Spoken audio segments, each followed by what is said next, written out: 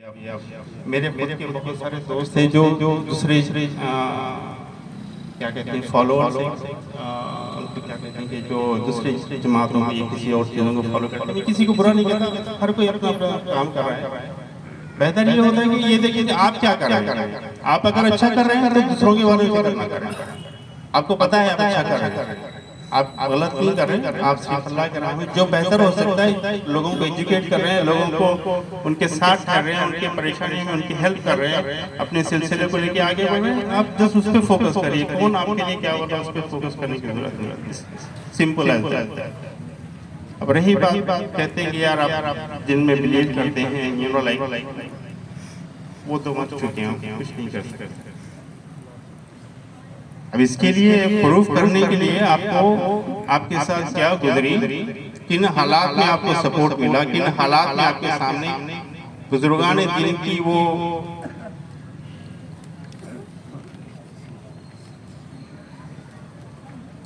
बुजुर्गान दीन की जो एक गैबाना हेल्प होती है। आप किसी परेशानी में पड़े हैं, किसी एक कश्मकश में गुजर रहे हैं, कारोबार में प्रॉब्लम है, फैमिली में प्रॉब्लम है, बहुत सारी चीज़ें होती है लाइफ में, एक नहीं होती, बहुत सारी होती है। और ख़ास करके मर्द हज़रात इन सारी चीज़ों से बहुत ज़्यादा गुजरते हैं, क्योंकि उमूमन मर्द के लाइफ में सिर्फ एक शादी की खुशी का मौका आता है, बाद में ही विल ऑलवेज स्ट्रगल। जिंदगी भर आदमी स्ट्रगल करता है अपनी फैमिली, बच्चे, माँ बाप, सारी चीज़ों को चलाने के लिए। तो मैं आपको कहता हूँ कि बुजुर्गों को जानने के लिए आप कनेक्शन कैसे करेंगे, कैसा पैदा करेंगे। आप किसी से अगर दिल तक किसी के पहुंचना है तो रास्ता क्या है। अगर आप रास्ता जान जाते हैं कि किसी के दिल तक पहुंचने का रास्ता क्या है, किसी के रूहानी ताल्लुकात पैदा करने का रास्ता क्या है, तो फिर आप कनेक्ट हो जाओ, इजीली कनेक्ट हो जाते हैं। सिर्फ वो एक ख्याल, वो एक कनेक्शन पैदा करना है, जो कि जिसे कहते हैं इल्म सीना बसीना।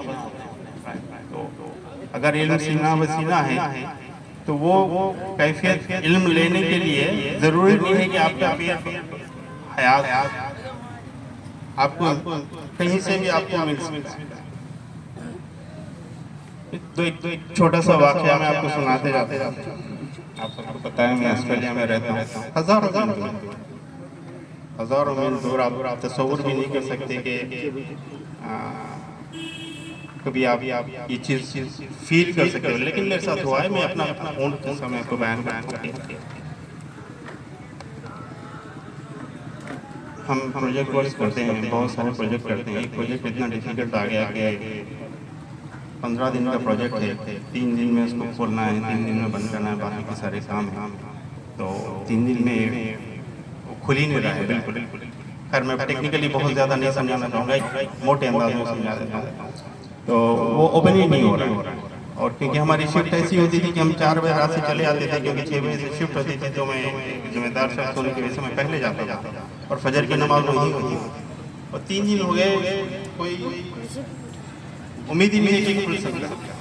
पर फजर की नमाज के बाद में मैं ऐसी बैठ गया कि भैया कुछ नहीं हो सकता, ज़्यादा फिर कुछ तो इसका हल बताइए, कुछ तो एक रास्ता बताइए कि ये किसी वजह से खुल जाए। अब दुआ करिए, दिल से बोलिए, बस बाहर निकले। मेरा एक ऑफिस का रूम में बाहर निकला, लड़के बैठे हुए थे सारे। अब यहाँ से गौर करिए कि एक सीक्वेंस ऑफ एक्टिविटीज गौर करिए। सीक्वेंस ऑफ एक्टिविटीज एक पहली बार ख्याल आया, नमाज पढ़ी, दुआ करिए, ख्याल करके बोल दिए कि भी प्रॉब्लम चल रही है, कुछ तो एक रास्ता बता दीजिए कि कैसे या फिर ये मसला हल होगा। बहरहाल वहाँ से नमाज पढ़ के सीधा बाहर निकले। बस ज़हन दिल आप यकीन नहीं कर सकते कि उतनी बड़ी चीज़। बहरहाल तो 3 दिन से जो चीज़ खुल नहीं रही थी, वो मतलब एक विदिन हाफ एन आवर के अंदर 1 मिनट उसका खुल गया। सिम्पटम्स एक्टिविटी देखिए, पहली बार ख्याल आया नमाज के दौरान, दुआ करें, फिर के लिए खोल के। अब मैं पूरा दिन उसी में फिर रहा हूँ, क्योंकि मेरे को पूरा प्रोसीजर चेंज करना है, क्योंकि मैं अदर वे अराउंड प्रोसीजर कर रहा हूँ। तो प्रोसीजर चेंज करना है। प्रोसीजर चेंज करने के लिए फिर मेरी मीटिंग्स वगैरह हो गई, आधा दिन उसमें गया। आधा दिन के बाद में हम फिर पूरा खोलना शुरू करें। तो जो 3 दिन काम नहीं हुआ तो 3 दिन का काम पूरा वो नाइट शिफ्ट वाले कंप्लीट कर लिया। मैं 1 दिन आगे चला गया शेड्यूल से। 4 दिन का काम 1 दिन में हो गया, मैं 1 दिन आगे चल रहा हूँ शेड्यूल से। बहरहाल मगरिब के टाइम फिर मैं वापस गया ऑफिस में। मेरे को उस वक्त ख्याल नहीं इस चीज़ का कि ना मैं नमाज पढ़ा, दुआ करा, अर्जी रख लिया और ये काम हो गया। इस चीज़ का बिल्कुल भी मेरे को ये मेरे माइंड में नहीं चल रहा कि हो गया, क्योंकि ये काम बन गया मेरा, मैं इसमें मसरूफ हो गया। फिर जब मैं ऑफिस रूम में गया तब मेरे को ख्याल आया कि मैं फजर के बाद नमाज पढ़ के दुआ करके और अर्जी लगा के निकला था। ख्याल हजारों किलोमीटर दूर, जैसे मैंने बताया था, ये बताना ये है कि आप ख्याल लगा के नमाज पढ़ के रूम के बाहर गए थे तो आपको उसका सॉल्यूशन मिल गया। ये मेरे को एहसास हो रहा मगरिब के टाइम पे, जबकि क्योंकि मैं पूरा दिन फील्ड में गुजारा। अब फिर उसके बाद में मैं बोला कि ये चीज़ अगर होनी नहीं थी तो इस वजह से हुई है। फिर मैं बैठ गया, मेरे को कुछ समझ में नहीं आया कि ना, क्योंकि मैं दिन भर फील नहीं करता रहा इस चीज़ को लेके के ये कैसे हो गया। लेकिन एक चीज़ ये है कि मैं ये बताना चाहूँगा, हजारों किलोमीटर दूर में बैठ के एक अपनी प्रॉब्लम को एक ख्याल से एक कनेक्शन लगा के मैंने बोला कि भाई इस चीज़ को कुछ न कुछ हल बना दीजिए। नमाज पढ़ के रूम से बाहर निकलने के उतनी दौरान में सोल्यूशन मिल। कैसे लोग कहते हैं, मुझे समझ नहीं आती कि बुजुर्गों ने दीन के करामात नहीं होती, समझ नहीं आती। लोग कहते हैं, ये मैं आगे में से पूछे तो मैं बता सकता हूँ। खैर ये मुख्तसर सा किस्सा इसलिए सुना रहा हूँ क्योंकि इसके बाद वाले का हमें बहुत सारे लोग वेट कर रहे होंगे, लेकिन यकीन जानिए वो कनेक्शन बनाए रखें। हम लोग पूरी कोशिश कर रहे हैं कि ना आप लोग को लाइक जैसा कहते हैं कि we are back in business. तो मैं चाह रहा वही कहना चाह रहा हूँ कि आप लोग को हम वापस कनेक्ट करके इस खानखा को उस उरूज पे लेके जाना चाह रहे हैं, इस सिलसिले को उस उरूज पे लेके जाना चाह रहे हैं जहाँ पे हम देखते थे दादा जान के ज़माने में।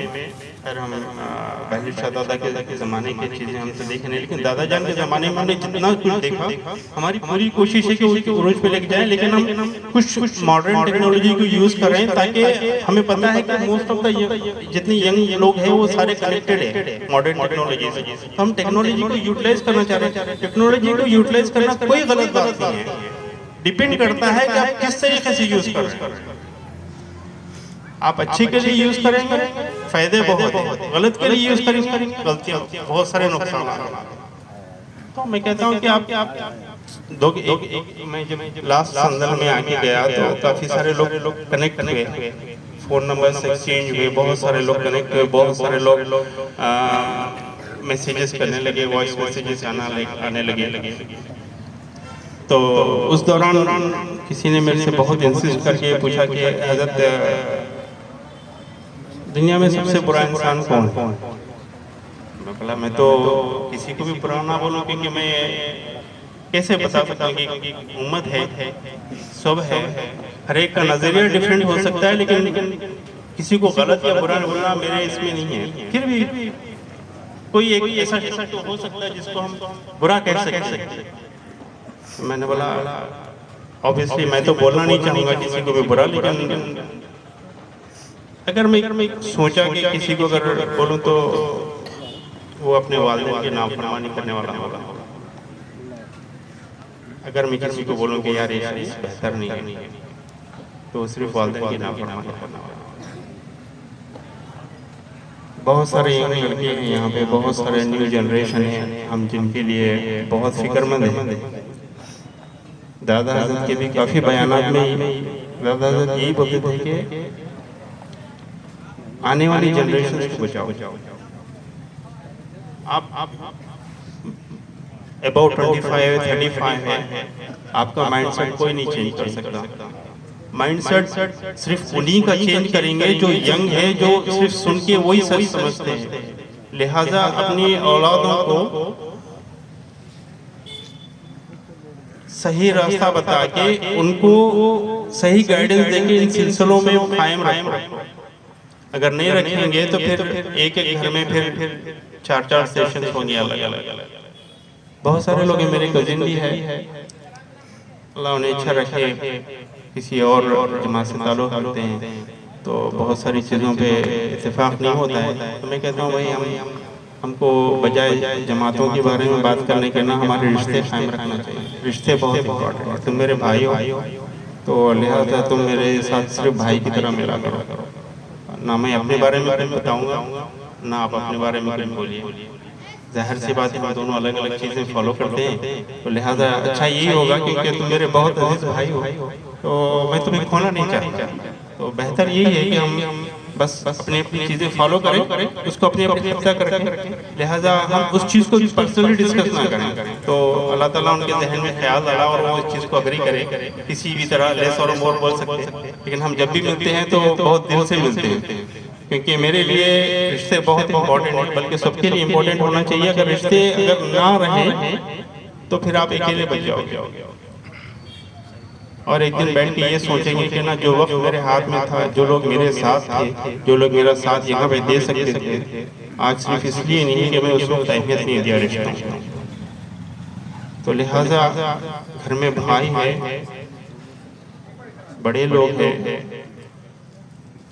मोस्ट इम्पोर्टेंट सबसे ज्यादा इम्पोर्टेंट अपनी वालिदैन की खिदमत किया करें। आप चाहे कितने बड़े हो जाएं, करोड़पति हो जाएं, कुछ हो जाए, कोई चीज आपके काम आने वाली नहीं है सिवाय आपके वालिदैन की दुआएं। वो लोग सिर्फ और सिर्फ आपके एक आधा घंटा दिन में बैठ के साथ में बात करने के मोहताज रहते एक वक्त आने के बाद, क्योंकि वो लोग रिटायर्ड कर चुके हैं। आप अपनी लाइफ में मसरूफ है। सेम थिंग आपके साथ भी हो सकती है। सारा हिसाब किताब यही हो रहा है, ऊपर सब बिजी है मामला। आप जो कुछ यहाँ कर रहे हैं यहीं पे हिसाब हो रहा है। ऊपर के हिसाब किताब तो छोड़ ही दीजिए। अब वो उसके लिए सोचने के लिए, फिक्र करने के लिए आपको बहुत टाइम चाहिए। उससे पहले अगर आप वालिदैन की खिदमत कर लें, वालिदैन को खुश रखें, आपके सारे मामले दुरुस्त है। उसके बाद अल्लाह ताला आपको हर चीज के लिए माफ कर देगा। वालिदैन की दुआएं ऐसी होती है। उसके अलावा आपके जितने इमीडिएट आप कुछ भी करना चाहते हैं, फर्स्ट अपने फैमिली मेंबर्स, उसके बाद अपने रिलेटिव्स, जिसके आपके पड़ोसी, मेलेदार, दोस्त बाप, सारी चीज़ें जैसे सारी चीज़ें इस्लाम में बताई गई है कि कैसे आपने हेल्प करना है, कैसे आपने फैमिली को लेके चलना है, सब कुछ क्लियरली बता दिया गया। अब मैं अगर आपको ये बोला कि ना, आप लास्ट ईयर बोला था कि मैं आप एक कुरान तकमील करके आए तर्जुमे के साथ, बहुत सारे लोगों को इस चीज़ का डर होता है कि अरे कुरान और तर्जुमे के साथ पढ़ के आगे तो हमारे सिलसिले से चले आते, क्योंकि कुरान में सारी चीज़ें कहीं ना कहीं लाइक अग्री टू डिसएग्री वाली सिचुएशन है। तो अग्री टू डिसएग्री वाली सिचुएशन में बहुत सारी चीज़ें ऐसी हैं जो कि आप सुन्नत में फॉलो करते हैं। कुरान पढ़िए, बेशक पढ़िए तर्जुमे के साथ, लेकिन आप उसको स्टिक करके नहीं रह सकते। बहुत सारी चीज़ें जो कुरान में नहीं बताएगी, लेकिन बाद में उसके बाद पाबंदियों के लिए सुन्नत में बता देगी कि हुज़ूर सल्लल्लाहु अलैहि वसल्लम कि ये नहीं कर सकते, ये नहीं कर सकते, ये नहीं कर सकते। फिर आप उस पर कॉन्फ्लिक्ट ऑफ इंटरेस्ट हो जाता है अगर मैं डीपली उसमें गया तो। लेकिन मेरा बोलने का मतलब ये है कि अगर आप पढ़ना शुरू करेंगे और उन चीज़ों पे अमल करना शुरू करेंगे तो फिर आप खुद किसी और को टीच करना शुरू करेंगे। मैंने इनको बताया, इन्होंने पढ़ लिया और इनको समझ में आया कि भाई मेरे को ये आगे पास ऑन करना है। इल्म हासिल करने के बाद जो शख्स इल्म बांटता नहीं है उसका इल्म फायदे का नहीं है। आप इल्म हासिल कर रहे हैं, आप अपना इल्म बांटें किसी भी तरीके से हो। कोई अग्री करता है ठीक है, नहीं अग्री करता है आप उसके सामने, आप पत्थर को तो आप सर पटक के यस बोल के नहीं बुला सकते, लिहाजा आप मूव ऑन कर दीजिए, आगे जाके दूसरे को ट्राई करिए, गिव अप मत करिए। इम्पोर्टेंट ये है कि आप इल्म हासिल करते हैं। मैंने और एक चीज़ की थी लास्ट ईयर आने के बाद में, जो कि महमूद अहमद के मदरसे में बहुत सारी लड़कियां वहाँ पे तालीम हासिल कर रही हैं, हाफिज़ा हफ़ाज़ है सारे। तो एक उनके बैक ऑफ द माइंड ये चल रहा था कि भाई हम हाफिज़ तो बन जाएंगे, उसके बाद क्या करें? हमको ज़माना तो कोई एक्सेप्ट नहीं करेगा क्योंकि हम बिल्कुल अरबी तालीम कर रहे हैं। उसके बाद हम बाहर जाएंगे, कोई जॉब नहीं मिलेगी, कुछ नहीं होगा, एक इनसिक्योरिटी थी। तो फिर मैंने से बात की तो हमने वहाँ पे फ्री कंप्यूटर कोचिंग सेंटर खोला, जो कि एक पार्ट ऑफ द सालिक सिलसिले सालिक का एक इनिशिएटिव था। जहाँ पे अल्हम्दुलिल्लाह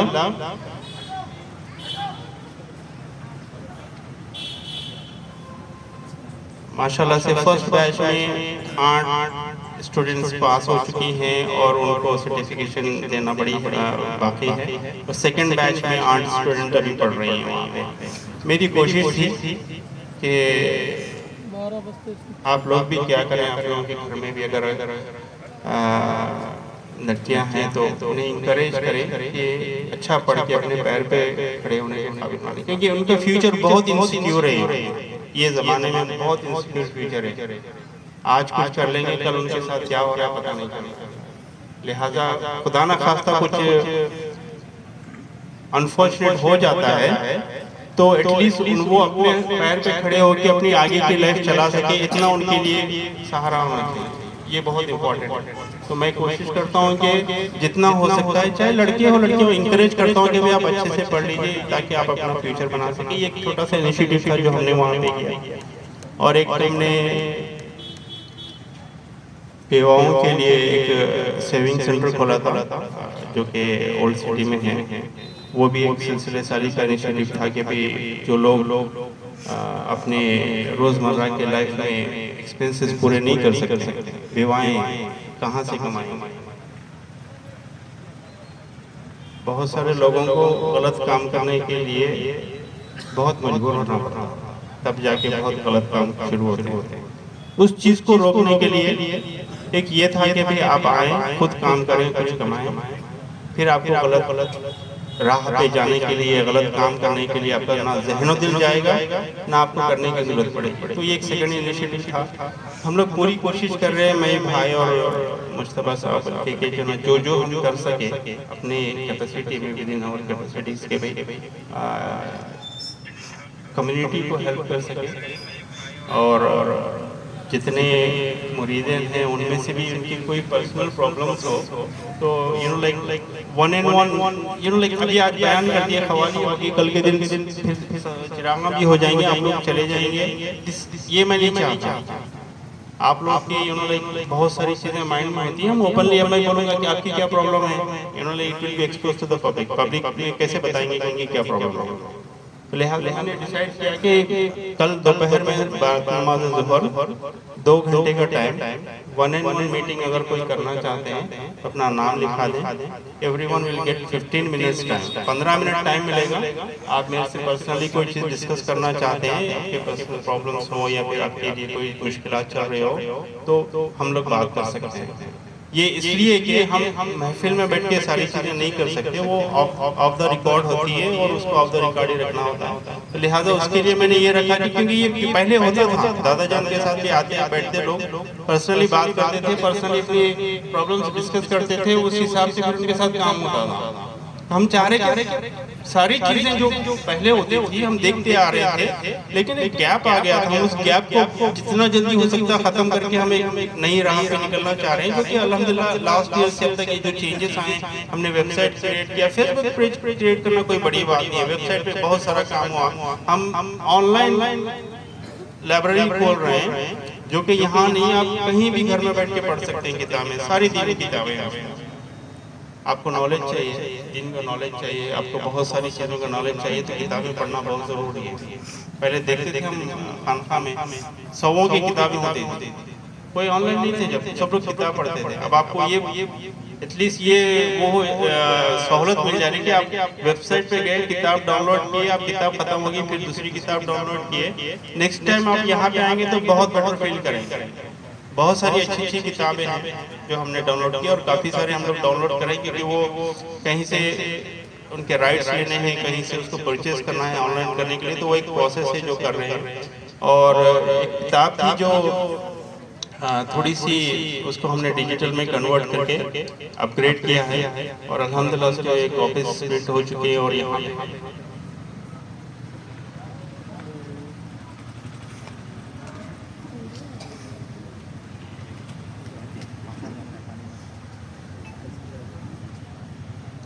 तो किताब आ गई है यहाँ पे। तो तस्करे बहलोल हमने किताब नहीं प्रिंट आउट करवाई है, क्योंकि ये 40वां उर्स शरीफ है दादा जान का। हम उस सिलसिले में भी A3 साइज के पेजेस स्पेशली खुलफाए का मुरीदीन और बच गए तो बाकी सारे लोग लेके जाते थे, जो कि बहुत सारा डिटेल में हमने उसमें लिखवाया है। तो ये सारी चीज़ें हम लोग अभी कर लेंगे ताकि समाज शुरू हो जाए तो फिर समाज कंटिन्यू होता रहेगा इंशाल्लाह। और मेरी दुआ है कि अल्लाह ताला हम सबको हिफ्ज़ व अमान में रखे, हर एक की मुश्किलात को आसान करे और इंशाल्लाह। तो इंशाल्लाह जैसे हमने